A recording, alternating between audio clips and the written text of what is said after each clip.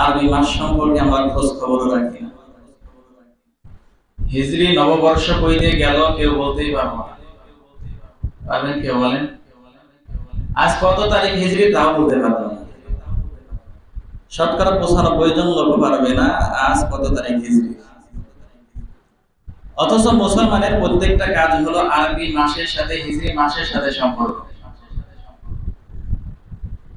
কিন্তু আমরা ইংরেজি যে 31st নাইট ডে আছে, প্রথম দিন জানুয়ারি মাসে, সেটা খুব ধুমধাম করে পালন করি। ওটা আসার মোটামুটি 3-4 দিন আগে থেকে বোঝা যায় যে আর কয়েকদিন পরে ইংরেজি নববর্ষ আসতেছে। কিন্তু আমাদের যেটা দরকার সেটা আমরা জানি না। আর যদি বলি আরবি মাস সম্পর্কে, আরবি মাসের যে নামগুলো আছে একটু বলেন দেখি। আমার মনে হয় না সবাই একটু ভালো করে বলতে পারে, অনেকেই পারবে না। কিছুদিন আগে দেখলাম একজনকে বলতেছে, তুমি কি আরবি মাসগুলোর নাম বলতে পারবে? যদি পারো তাহলে পুরস্কার দেবে।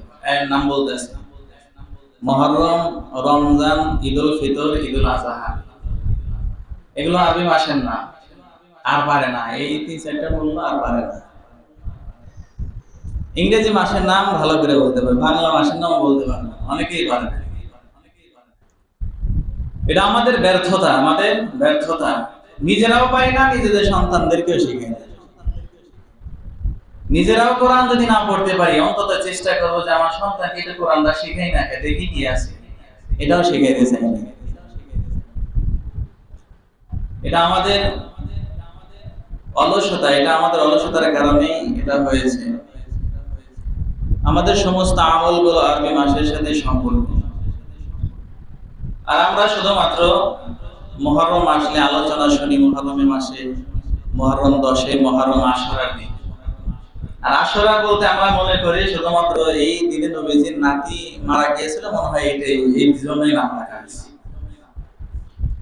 এই মাসসমূহের নাম কি পৃথিবীর শুরু থেকে আসছে নাকি কোনো একটা ঘটনার কারণে আসছে? বলেন দেখি।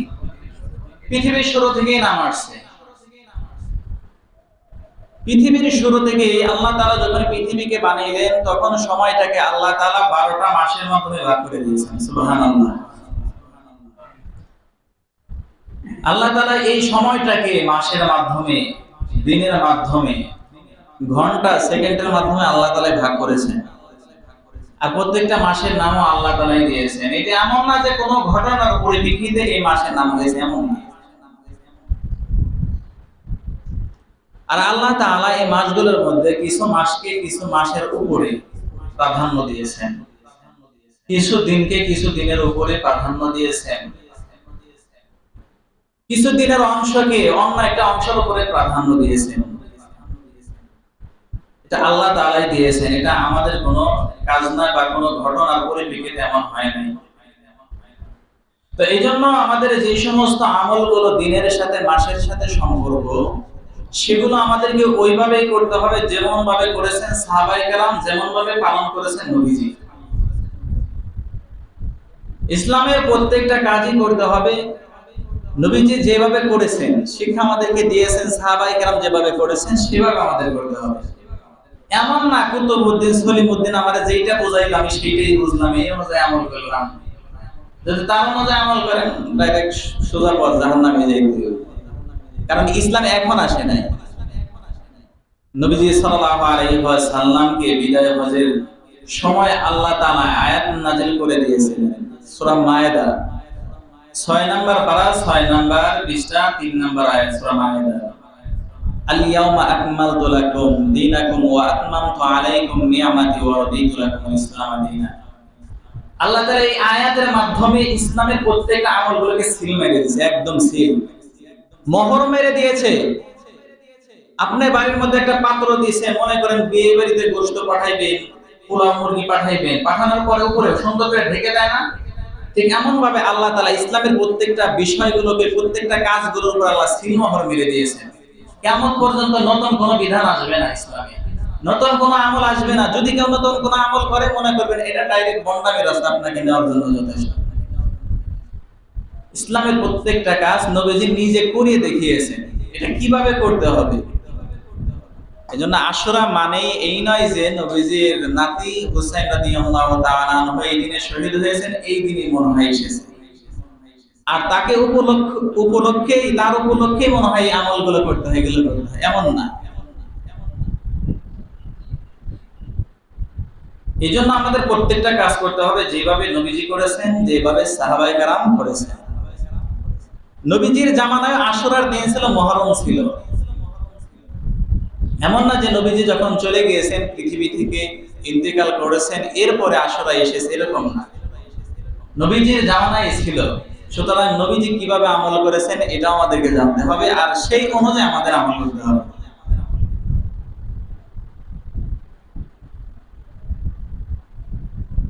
তো এই আশুরার দিন সম্পর্কে নবীজি সাল্লাল্লাহু আলাইহি ওয়াসাল্লাম বলেন যে আল্লাহ তাআলার কাছে 4টা মাস হলো প্রিয়। তো কয়টা, একটু জোরে বলেন, কয়টা? 4টা মাস হলো আল্লাহ তাআলার কাছে প্রিয়।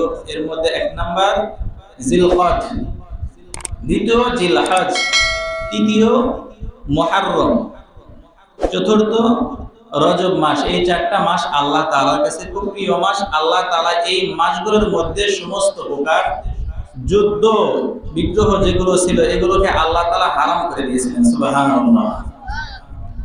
আল্লাহ তাআলার কাছে সম্মানী মাস, আল্লাহ তাআলার কাছে দামি মাস হওয়ার কারণে আল্লাহ তাআলা সমস্ত কাজগুলোকে বন্ধ করে দিয়েছিলেন, হারাম ঘোষণা করে দিয়েছিলেন। শুধু তাই নয়, নবীজি সাল্লাল্লাহু আলাইহি ওয়াসাল্লাম আরো বলেন, আফজালুস সিয়ামি বা'দা রমাদান শাহরুল্লাহিল মুহাররম। নবীজি বলেন রমজানের পরে সবথেকে শ্রেষ্ঠ রোজা হলো মুহররমের রোজা। সুবহানাল্লাহ। তো মুহররম মাসের আরেকটা বৈশিষ্ট্য হলো আল্লাহ তাআলা এখানে শাহরুল্লাহ বলেছেন, শাহরুল্লাহিল মুহাররম। যেমন পৃথিবীর মধ্যে অনেক ঘর আছে, কিন্তু সব ঘরকে কিন্তু বাইতুল্লাহ বলা হয় না। বাইতুল্লাহ মানে আল্লাহর ঘর। কাবা শরীফে যেটা আছে সেটাকে বলা হয় বাইতুল্লাহ। আর সেই বাইতুল্লাহ হলো পৃথিবীর যত ঘর আছে, যত মসজিদ আছে, সমস্ত মসজিদ থেকে প্রিয় মসজিদ, সবথেকে সম্মানী মসজিদ হলো বাইতুল্লাহ। এখানে দেখেন আল্লাহ তাআলা শাহরুল্লাহ বলেছেন, আল্লাহর কাছে পছন্দনীয় মাস, সম্মানী মাস হলো মুহররম।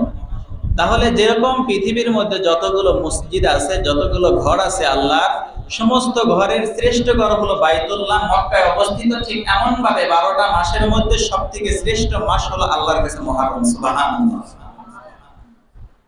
শুধু তাই নয়, নবীজি সাল্লাল্লাহু আলাইহি ওয়াসাল্লাম আরো বলেন, পৃথিবীর শুরু থেকে যতগুলো নবীকে আল্লাহ তাআলা পাঠিয়েছেন, সমস্ত নবীগুলো এই দিনে, এই আশুরার দিনে আল্লাহ তাআলার জন্য রোজা রেখেছেন। সুবহানাল্লাহ।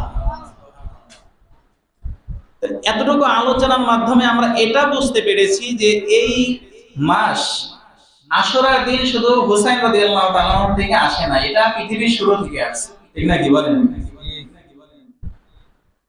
এই দিনে পরবর্তীতে হুসাইন রাদিয়াল্লাহু তাআলা আনহুর শাহাদাত, এটা ঐতিহাসিক একটা ঘটনা, মর্মান্তিক একটা ঘটনা, এটা আমরা বলতে পারি, এটা সকলেরই স্বীকার করতে হবে। এই মাসের মধ্যে আমল কি করেছেন নবীজি সাল্লাল্লাহু আলাইহি ওয়াসাল্লাম? কি আমল করেছেন নবীজি সাল্লাল্লাহু আলাইহি ওয়াসাল্লাম? এই মাসে আমল করেছেন। কি আমল করেছেন? নবীজি সাল্লাল্লাহু আলাইহি ওয়াসাল্লাম যখন মক্কা থেকে মদিনার মধ্যে হিজরত করে গেলেন, হিজরত করে যাওয়ার পরে তিনি দেখলেন মদিনার ইহুদিরা রোজা রাখে। মদিনার ইহুদিরা রোজা রাখে। নবীজি সাল্লাল্লাহু আলাইহি ওয়াসাল্লাম তাদেরকে জিজ্ঞাসা করলেন, তোমরা এই দিনে কেন রোজা রাখো? কি জন্য রোজা রাখো? ইহুদিরা বলল, এই দিনের মধ্যে আল্লাহ তাআলা আমাদের নবী হযরত মুসা আলাইহিস সালাতু ওয়াস সালামকে ফেরাউনের হাত থেকে আল্লাহ তাআলা বাঁচিয়েছিলেন। সমুদ্রের মধ্য দিয়ে আল্লাহ তাআলা রাস্তা করে দিয়েছিলেন। এই শুকরিয়া আদায়ের জন্য আমরা সকলে এই দিনে রোজা রাখি। সুবহানাল্লাহ। আল্লাহ তাআলা তাদেরকে বাঁচিয়েছিলেন, আল্লাহ তাআলা তাদেরকে হেফাজত করেছিলেন। মুসা আলাইহিস সালামের বাহিনী নিয়ে যখন মুসা আলাইহিস সালাম যাইতেছিলেন, পিছন থেকে ফেরাউন ধাওয়া করলো। নীল নদের পারে যখন চলে গিয়েছে, মুসা আলাইহিস সালামকে তার অনুসারীরা বলে, আল্লাহর নবী, পিছনে ফেরাউন ধাওয়া করেছে আমাদেরকে, সামনে নীল নদ। কিভাবে আমরা এখন বাঁচবো? আল্লাহ তাআলার কাছে দোয়া করলেন মুসা। আল্লাহ তাআলা বললেন, মুসা তোমার হাতের লাঠির মাধ্যমে তুমি ওই পানিতে আঘাত করো। মুসা আলাইহিস সালাতু ওয়াস সালাম পানির মধ্যে আঘাত করার সাথে সাথে আল্লাহ তাআলা 12টা রাস্তা বানিয়ে দিয়েছেন। সুবহানাল্লাহ। 12টা রাস্তা কেন বানাইলেন? মুসা আলাইহিস সালাতু ওয়াস সালামের যারা অনুসারী ছিল তারা ছিল 12টা গোত্র। আপনারা অনেকেই শুনেছেন মুসা আলাইহিস সালাতু ওয়াস সালামের উম্মত তারা ছিল বনী ইসরাইল। তাদের মতো এতটা কঠোর, এতটা তারা যে লোক ছিল যেমন এরকম লোক কিয়ামত পর্যন্ত তারা আসবে না। তাদের জন্য 12টা রাস্তা বানানোর কারণ হলো একটা রাস্তা দিয়েই তো যাইতে পারবে। তো 12টা এই জন্য বানাইছিল, তারা বলে যে এক রাস্তাতে ওনারা গেলে আমরা ওই রাস্তাতে যাব না। এক রাস্তা দিয়ে মোল্লা গোষ্ঠী যাইবো, আর এক দিক দিয়ে শেখ এরা যাইতে পারবো না। এজন্য আল্লাহ তাআলা তাদের 12টা গোত্রের জন্য 12টা রাস্তা বানিয়ে দিয়েছিলেন। আল্লাহ তাআলা এমন রাস্তা বানিয়ে দিয়েছিলেন যে এক গোত্র যদি চলে যাবে আর এক গোত্র চিন্তা করবে ওরা মনে হয় যায় নাই। এজন্য আল্লাহ তাআলা রাস্তা এমন ভাবে বানিয়ে দিয়েছিলেন 12টা রাস্তা, একজন অপরজনকে রাস্তার ভিতর থেকে দেখতে পারত। সুবহানাল্লাহ বলেন। এত আল্লাহ তাআলা স্বচ্ছ রাস্তা বানিয়ে দিয়েছেন। মুসা আলাইহিস সালাম তার অনুসারীদেরকে নিয়ে উপর চলে গেলেন। ফেরাউন কয় যাক রাস্তা তো পাইছি, মনে করছে বাপের রাস্তা, বুঝেন নাই? যাক রাস্তা তো আছে, দেই আমরাও যাই। ফেরাউন যখন তার সৈন্য নিয়ে যখন রাস্তা দিয়ে যাওয়া শুরু করে দিয়েছে, নীল নদের মাঝখানে যাওয়ার সাথে সাথে আল্লাহ পানিকে আদেশ করেছেন। উভয় পাশ থেকে পানি এসে এমন ভাবে চাপ দিয়েছে, ফেরাউনের যত সৈন্য ছিল ফেরাউন সকলকে আল্লাহ তাআলা নীল নদের মধ্যে ডুবিয়ে দিয়েছেন। আল্লাহ তাআলা সবগুলোকে ধ্বংস করে দিয়েছেন। তো তাদেরকে যে বাঁচাইলো এই শুকরিয়া আদায়ের জন্য ইহুদিরা তারা এই 10 মুহররম আশুরার দিনে তারা রোজা রাখত। নবীজি সাল্লাল্লাহু আলাইহি ওয়াসাল্লাম বললেন, নাহনু আহাক্কু বিমুসা মিনকুম ফাসিয়ামুহু ওয়া আমারা বিসিয়ামিহি। নবীজি বললেন, মুসার ব্যাপারে তোমাদের থেকে আমরা তো তাকে আর বেশি ভালোবাসি, আমরা তার ব্যাপারে আরো অধিকার বেশি আমাদের। নবীজি সাল্লাল্লাহু আলাইহি সাল্লাম নিজেও রোজা রাখলেন এবং সাহাবায়ে কেরামকেও তিনি রোজা রাখার আদেশ দিলেন। সুবহানাল্লাহ। তাহলে এই আশুরার দিনে এক নাম্বার আমল আমরা পাইলাম, নবীজি সাল্লাল্লাহু আলাইহি সাল্লাম রোজা রেখেছেন। কি রেখেছেন এটা জোরে বলেন। এটা শিখা যান এখান থেকে, আবার একটু পরে বলবেন না অন্য কাজ করতে হবে। এক নাম্বার কাজ হলো এই দিনে নবীজি রোজা রেখেছেন, নবীজি সাহাবায়ে কেরামকে রোজা রাখার কথা বলেছেন। তো আল্লাহ তাআলা তাদেরকে যে বাঁচাইলেন এই শুকরিয়া আদায়ের জন্য রোজা রেখেছেন। বলে আমরা কেন রোজা রাখবো, আমরা কেন শুকরিয়া আদায় করব? এই ঘটনা থেকে আমরা এটা শিক্ষা গ্রহণ করতে পারি। এই ঘটনা আমাদেরকে এটা শিক্ষা দেয় যে যখন তোমাদেরকে আল্লাহ তাআলা নিয়ামত দিবে, যখন আল্লাহ তাআলা তোমাদেরকে সুস্থতার নিয়ামত দান করবে, তখন তোমরা আল্লাহ তাআলার গোলামি করবে। তোমাদেরকে আল্লাহ তাআলা সম্পদ দিয়েছে, শুকরিয়া আদায়ের জন্য যাকাত দিবা। রমজান এসেছে, রমজানের রোজা রাখবা, কুরবানি দিবা। কারণ তারা তো শুকরিয়া আদায় করেছে, তাদেরকে বাঁচিয়েছে, এই জন্য তারা রোজা রেখে শুকরিয়া আদায় করেছে। আমাদের সম্পদ হলে যাকাত দিতে হবে শুকরিয়া আদায় করার জন্য। আমাদের সময় আছে, আল্লাহ তাআলা সুস্থ রেখেছেন। আল্লাহ তাআলার গোলামি করে করে, আল্লাহ তাআলার কুদরতি কদমে পড়ে পড়ে সেই আল্লাহ তাআলার কুদরতি কদমে সিজদা দিয়ে শুকরিয়া আদায় করতে হবে, ঠিক না বলেন? কিন্তু আমরা কি শুকরিয়া আদায় করি বলেন? আমরা শুকরিয়া আদায় করি? নবীজি সাল্লাল্লাহু আলাইহি সাল্লাম আরো বললেন, আমি যদি আগামী বছর বেঁচে থাকি তাহলে এই আশুরার দিনে রোজা রাখবো এবং সাথে 9 তারিখে রোজা রাখবো। কারণ হলো যাতে করে আমাদের ইহুদিদের সাথে মিলে না যায়। সুবহানাল্লাহ বলেন। ইহুদিদের সাথে যাতে আমাদের সম্পর্ক না হয়ে যায়, তাদের মিলে না যায়। কারণ ইহুদিরা একটা রোজা রাখে, আমরাও একটা রাখলাম, তাদের সাথে তো মিলে গেলাম। নবীজি বললেন আর একটা রোজার মাধ্যমে এটা পৃথক করে ফেলবো, তারা একটা রেখেছে আমরা 2টা রাখবো। তো নবীজি এই কাজের মাধ্যমে আমাদেরকে এটা বুঝাইলেন, আমাদেরকে এটা বুঝাই দিলেন যে মুসলমানের ইহুদি, খ্রিস্টান, বৌদ্ধ, হিন্দু তাদের কাজ এক হতে পারে না। বিধর্মী যারা আছে তাদের কাজ আর মুসলমানের কাজ কখনো এক হতে পারে না। মসজিদ থেকে আজান দিয়েছে,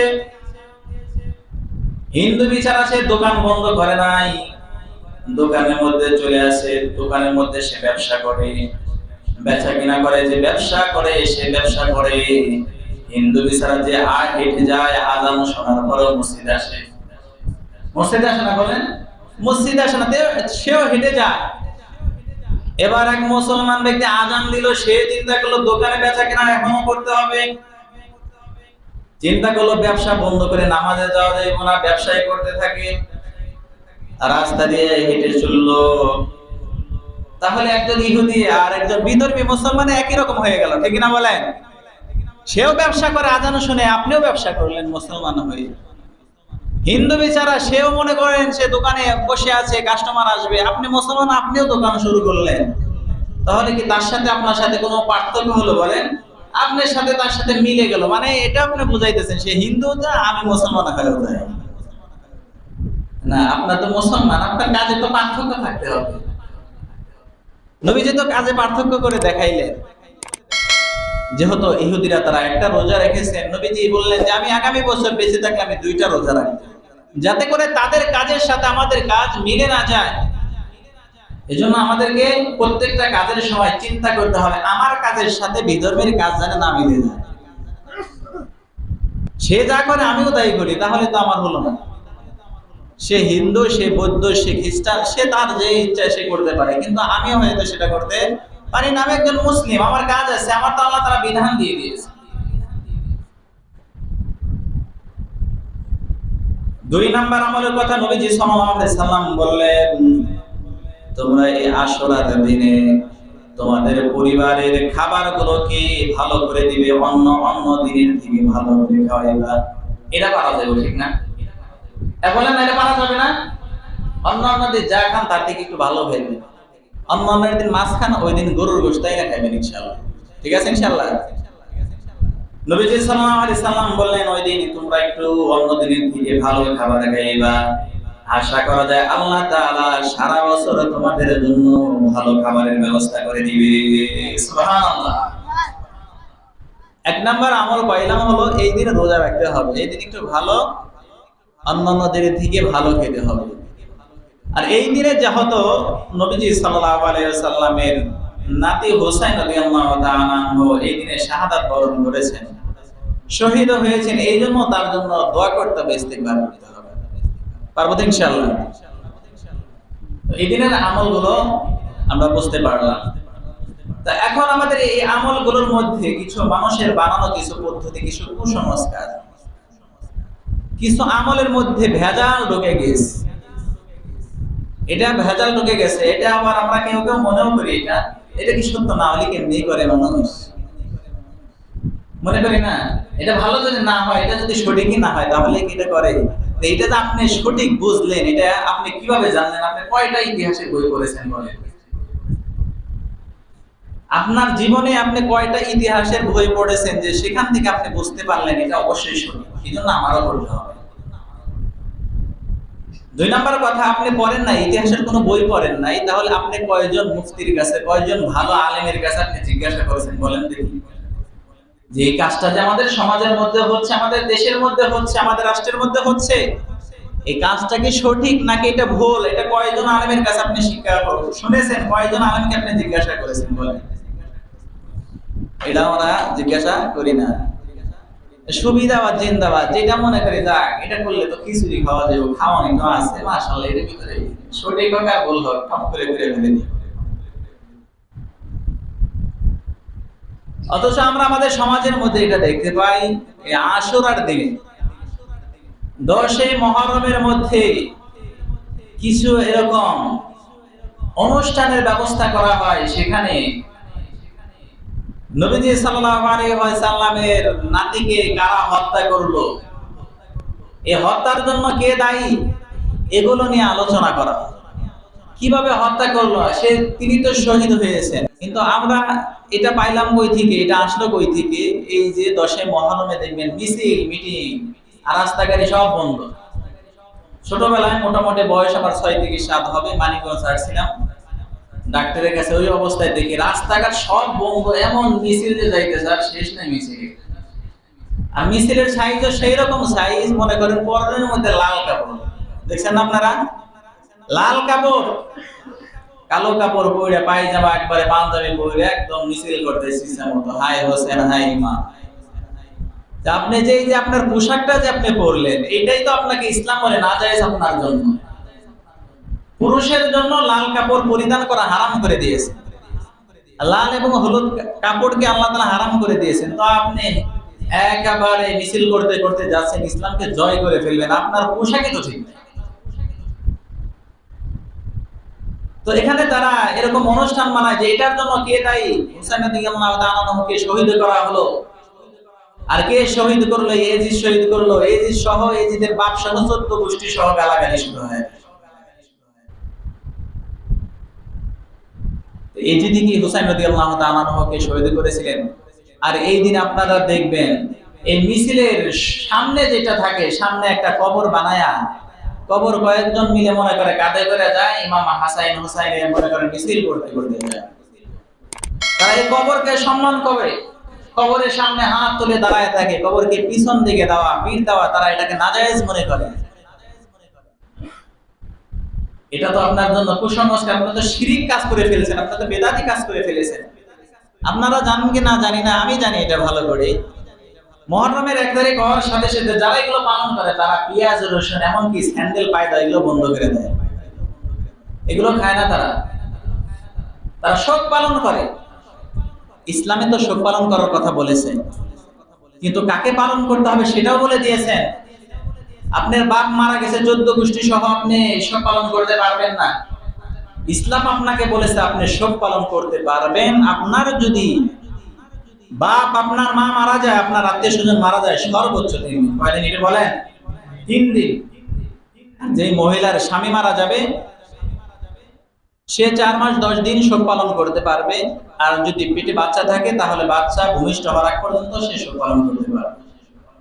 কিন্তু এছাড়া আপনি ভাই, আপনি ছেলে, আপনি মেয়ে, আপনার জন্য 3 দিনের বেশি শোক পালন করা এটা ইসলামে বলেছে হারাম।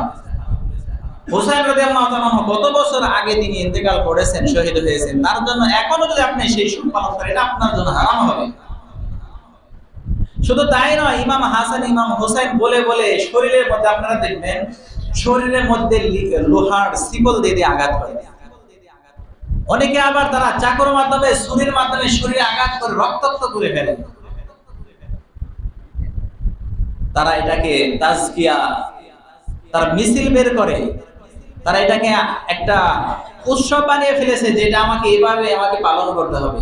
যার কারণে বর্তমানে যে ইরান, ইরাক শিয়া আছে, পাকিস্তানও কিছু আছে, ভারতের সাথে সাথে এখন বাংলাদেশে আমরা যারা মুসলিম তারাও চিন্তা করতেছি না এটা আমাদেরও ভালো না। নবীজি সাল্লাল্লাহু আলাইহি ওয়াসাল্লাম যখন ইন্তেকাল করলেন, নবীজি সাল্লাল্লাহু আলাইহি ওয়াসাল্লামের ইন্তেকালে 50 বছর পরে 52 হিজরিতে হুসাইন রাদিয়াল্লাহু তাআলা আনহু শহীদ হন। এর 300 বছর পর্যন্ত এই ধরনের কোনো মিছিল ছিল না। হুসাইন রাদিয়াল্লাহু তাআলা আনহুর নামে কোনো মিছিল ছিল না, কোনো শোক অনুষ্ঠান এগুলো কিছুই ছিল না।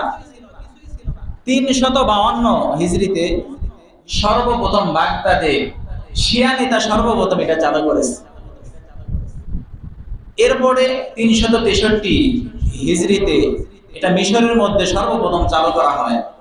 সেখান থেকে আস্তে আস্তে চলতে চলতে এখন আমাদের দেশে এগুলো বানানো হওয়া শুরু হয়েছে। আবার মিছিলকে দেখবেন লাস্টে মিছিলের শেষে ডাক, ঢোল, তবলা মনে করে সবগুলো সাথে নিয়ে আগুন নিয়ে তারা মিছিল করেছে। ঢোল পিটানো, তবলা বাজানো এটা তো ইসলাম হারাম করে দিয়েছেন। আপনি সেখানে শোক পালন করতেছেন, সেখানে শোক আবার ডাক ঢোল পিটিয়ে আপনি শোক পালন করতেছেন। এটা কোন ধরনের শোক পালন করা হলো যেখানে আপনি ডাক ঢোল পিটিয়ে আপনি শোক পালন করতেছেন? আর এই সমস্ত মিছিল মিটিং এগুলো কখনো আমরা যাব না, কারণ এগুলো কুসংস্কার। এখানে আপনি যদি যোগ দেন, আপনি যদি এই মিছিলগুলোতে যান, আপনার ঈমান হারা হয়ে যেতে পারে এবং কি আপনি বেঈমানও হয়ে যেতে পারে। আর তারা যে অনুষ্ঠানের মধ্যে বলে হুসাইন রাদিয়াল্লাহু তাআলা আনহুকে শাহাদাত করা হলো, শহীদ করা হলো, এই নিয়ে নবীজি সাল্লাল্লাহু আলাইহি ওয়াসাল্লামের সাহাবীদেরকে পর্যন্ত গালাগালি পারে। এখানে আপনি দেখেন, ইতিহাস করলে আপনি দেখতে পাবেন হুসাইন রাদিয়াল্লাহু তাআলা যখন তিনি কুফার চিঠি পাইতেছিলেন, কুফা থেকে যখন তার কাছে চিঠি আসতেছিল, একের পর যখন এক চিঠি আসতেছিল, তিনি চিন্তা করলেন যে না, আমি কুফায় যাব। তারা বলতেছিল যে আপনি আসেন, আপনাকে আমরা খলিফা বানাবো, আপনাকে আমরা খলিফা বানাইতে চাই। এই অবস্থায় ইবনে ওমর রাদিয়াল্লাহু তাআলা আনহু, আব্দুল্লাহ ইবনে আব্বাস, যাকে রাইসুল মুফাসসিরিন বলা হয়, সমস্ত মুফাসসিরিনের উপরে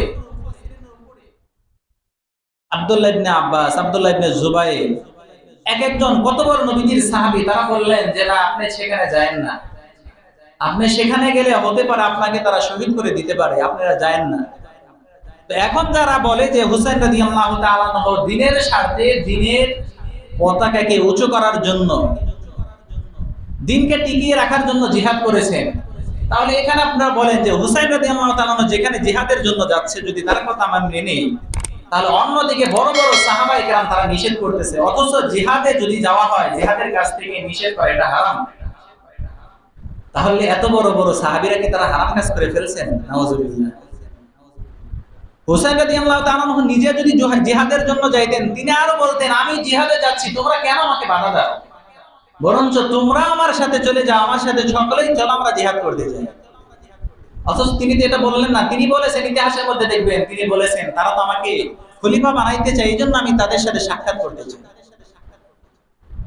হুসাইন রাদিয়াল্লাহু তাআলা আনহু যখন সেখানে রওনা করলেন, তার সাথে তার স্ত্রী, তার সন্তান, ছোট সন্তান সকলকে নিয়ে চললেন। অথচ আপনি ইতিহাসের মধ্যে একটাও পাবেন না যে জিহাদের ময়দানে ছোট ছোট বাচ্চা মহিলাদেরকে নিয়ে নেওয়া হয়েছে। সেখানে যদি জিহাদের জন্যই যাইতো, তাহলে তার ছোট সন্তান স্ত্রীদেরকে নিতেন না। শুধু তাই নয়, হুসাইন রাদিয়াল্লাহু তাআলা আনহু যখন কারবালার ময়দানে যখন বসলেন, অন্যদিকে ইয়াজিদ তৎকালীন কুফার গভর্নর আব্দুল্লাহ ইবনে জিয়াদের কাছে চিঠি লিখলো, তোমার কাছে হুসাইন আসতেছে, তাকে হুসাইনকে তোমরা এই কুফার মধ্যে প্রবেশ করতে দিও না। উবাইদুল্লাহ ইবনে জিয়াদ তার সৈন্য নিয়ে যখন চলে আসলে জিহাদ করার জন্য, সে চিন্তা করছে প্রতিদ্বন্দ্বীকে যদি আমি মেরে ফেলি তাহলে তো সে বেশি খুশি হবে, কারণ তার বিরোধী কেউ রইল না। হুসাইন রাদিয়াল্লাহু তাআলা আনহুর সামনে যখন জিহাদের কথা বললেন, হুসাইন রাদিয়াল্লাহু তাআলা আনহু বললেন আমি তো এখানে জিহাদ করতে আসি নাই, আমি তোমাদের কাছে তিনটা প্রস্তাব রাখিতেছি, আমাকে এক নাম্বার প্রস্তাব, আমাকে সুযোগ দাও আমি মক্কায় চলে যাই। দুই নাম্বার, আমাকে তোমরা অনুমতি দাও আমি সীমান্ত এলাকায় যে বিধর্মীদের সাথে যুদ্ধ করে আমি সেখানে শাহাদাত বরণ করব, তোমাদের মুসলমানের সাথে যুদ্ধ করব না। তিন নাম্বার, আমাকে সরাসরি ইয়াজিদের সাথে কথা বলতে দাও। তো হুসাইন রাদিয়াল্লাহু তাআলা সেখানে যদি যুদ্ধ করার জন্যই যাইতেন, তাহলে জিহাদ থেকে পালায়া আসা, জিহাদ থেকে বেগে আসা এটা হারাম, এটা অন্যায়। তাহলে হুসাইন রাদিয়াল্লাহু তাআলা এটা বলতেন না যে আমি তোমাদের সাথে জিহাদ করতে আসি নাই। কিন্তু হুসাইন রাদিয়াল্লাহু তাআলা সেখানে তিনি যুদ্ধ করার জন্য যান নাই, জিহাদ করার জন্য যান নাই। পরবর্তীতে উবাইদুল্লাহ ইবনে জিয়াদ যখন হুসাইন রাদিয়াল্লাহু তাআলার মাথাকে কেটে যখন ইয়াজিদের কাছে নেওয়া হয়েছিল, ইয়াজিদ যে খুশি হয়েছিল এরকম কোন লেখা, কোন বইতে আজ পর্যন্ত লেখা পাওয়া যায় না। তিনি আফসোস করে বলেছিলেন আমি তো ওই কবিরার সন্তানকে বলি নাই যে হুসাইনকে জবাই করার জন্য, আমি তো তাকে আসতে নিষেধ করেছিলাম। তাহলে এই সমস্ত আলোচনার মাধ্যমে, এই সমস্ত কথার মাধ্যমে এটা প্রমাণিত হয় হুসাইন রাদিয়াল্লাহু তাআলা সেখানে জিহাদ করার জন্য যায় নাই, যুদ্ধ করার জন্য যান নাই, যে যুদ্ধ করে তিনি ইসলামের পতাকাকে তিনি উঁচু করবেন এই জন্য যান নাই। কিন্তু আফসোসের বিষয় হলো ইয়াজিদ সে ভুল করতে পারে, তার আমলে যেহেতু হয়েছে এই ঘটনা, এই জন্য ইয়াজিদকে সেই জন্য তাকে দোষারোপ করা হয়, তাকে হুকুম দাতা বলা হয়। অন্যদিকে এই ইয়াজিদের যে পিতা মুআবিয়া রাদিয়াল্লাহু তাআলা আনহু একজন নবীজির জলিলুল কদর সাহাবী ছিলেন। কেমন সাহাবী? নবীজি সাল্লাল্লাহু আলাইহি ওয়াসাল্লামের কাছে যখন ওহী আইতো, কোরআন আসতো, এই কোরআনকে লিখে রাখার জন্য কিছু লোক ছিল, এর মধ্যে মুআবিয়া একজন ছিলেন। তাদের জন্য নবীজি সাল্লাল্লাহু আলাইহি ওয়াসাল্লাম দোয়া পর্যন্ত করেছেন। এখন ইয়াজিদের দিকে করে ইয়াজিদের বাপ মুআবিয়াকে পর্যন্ত গালি দেওয়া হয়, অথচ একজন আহলে সুন্নাহ ওয়াল জামাতে কোন মুসলমান কোন আদনা থেকে আদনা স্বাভাবিক একজন সাধারণ সাহাবীকে গালি দেওয়া এটা পছন্দ হয় না। তার মুআবিয়াকে গালাগালি করে যে মুআবিয়া যদি বিয়ে না করতো তাহলে তো ইয়াজিদ হইতো না, হোসেন তো বেঁচে যাইত। মৃত্যু কার কোথায় হবে সেটা আল্লাহ তাআলা নির্ধারিত করে রেখেছেন। এই জন্য আমাদেরকে এটা বুঝতে হবে, ইতিহাস সঠিকটা জানতে হবে। আমাদেরকে সঠিক ইতিহাস জানতে হবে যে ইয়াজিদকে কেন মুআবিয়া দায়িত্ব দিলেন, ক্ষমতা কেন দিলেন। আপনি একটু খোলাফায়ে রাশিদিনের দিকে তাকান। আবু বকর রাদিয়াল্লাহু তাআলা যখন ইন্তেকাল করবেন, এই অবস্থায় তিনি মনোনয়ন দিয়ে গিয়েছিলেন ওমর রাদিয়াল্লাহু তাআলা। এটা ইসলাম নিষেধ নয়। যদি পুত্র যোগ্য হয় তাহলে সে দিয়ে যেতে পারবে, কোনো সমস্যা নেই। মুআবিয়াও নিজে মনে করেছিলেন আমার সন্তান সে যোগ্য মনে করে তাকে ক্ষমতা দিয়ে দিয়েছিলেন। আর এমনও পাওয়া যায় না যে মুআবিয়া সে তাদের সকলের উপর অত্যাচার করছে, তাদের উপরে অত্যাচার করার কারণে, জুলুম করার কারণে হোসেন সেখানে যুদ্ধের জন্য গিয়েছে, এমনও না। কারণ মুআবিয়া যখন তার সন্তানকে যখন এই ক্ষমতা দিয়েছিলেন, তার কয়েকদিন পরে হোসেন সেখান থেকে কুফার উদ্দেশ্যে রওনা হয়েছিলেন। এমনও পাওয়া যায় না যে তাদের উপর জুলুম করা হয়েছিল বিধায় তারা যুদ্ধ করার জন্য গিয়েছে, এমনও নয়। শুধু তাই নয়, মুআবিয়া রাদিয়াল্লাহু তাআলা আনহু তিনি জুমার খুতবা দেওয়ার সময় বলেছিলেন যে আমি যে আমার সন্তানকে যে ক্ষমতা দিলাম, তাকে যে আমি অধিকারী বানায় রেখে গেলাম, খেলাফত দিলাম, যদি আমার সন্তানের জন্য যদি কল্যাণকর না হয় তাহলে আল্লাহ যেন তাকে ব্যর্থ করে দেয়। আর যদি আল্লাহ তাআলা তার মধ্যে কল্যাণকর রাখে তাহলে যেন আল্লাহ তাআলা তাকে সুপথে আল্লাহ তাআলা পরিচালিত করেন। তাহলে একজন পিতা যদি সে জেনে বুঝে কখনো তার সন্তানের জন্য বদদোয়া করতে পারে না, তাহলে এটা বোঝা যায় যে মুআবিয়া তার সন্তানকে এটা জেনে শুনে তিনি দেন নাই, তিনি ভালো মনে করে দিয়েছেন। এই জন্য আমাদেরকে সঠিক ইতিহাস জানতে হবে, আমাদেরকে কুসংস্কার থেকে বেঁচে থাকতে হবে। কুসংস্কারে আমাদের সমাজ ভরে, এই জন্য আমাদের এই সমস্ত কাজ থেকে, এই সমস্ত কুসংস্কারের কাজ থেকে আমাদেরকে অবশ্যই বিরত থাকতে হবে। আমাদেরকে ধরতে হবে কোরআন এবং সুন্নাহ, সঠিক ইতিহাস আমাদেরকে জানতে হবে। সঠিক ইতিহাস কি সেটা আমাদেরকে জানতে হবে। আর আমি যদি না জানি, সঠিকটা না জানি, আল্লাহ আমাদেরকে বলেছেন ফাসআলু আহলায যিকরি ইন কুনতুম লা তা'লামুন। তোমরা যে বিষয়ে জানো না, তোমরা যারা জানে তাদেরকে তোমরা এই বিষয়ে তোমরা জিজ্ঞাসা করো। যারা জানে তাদেরকে জিজ্ঞাসা করতে হবে, যারা জানে না তাদেরকে আল্লাহ তাআলা জিজ্ঞাসা করার কথা বলে নাই। এই জন্য আমাদেরকে এই আশুরার দিনে 10ই মুহররমের 1 নাম্বার আমল, সবাই বলেন 1 নাম্বার আমল হলো আমাদেরকে রোজা রাখতে হবে। আমাদেরকে রোজা রাখতে হবে। 2 নাম্বার আমলের কথা বললাম, এই দিন আমাদের পরিবার বর্গ যারা আছে তাদের খাবারের যদি আমি সক্ষম হই অন্য দিনের থেকে তুলনামূলক একটু ভালো করবো ইনশাআল্লাহ।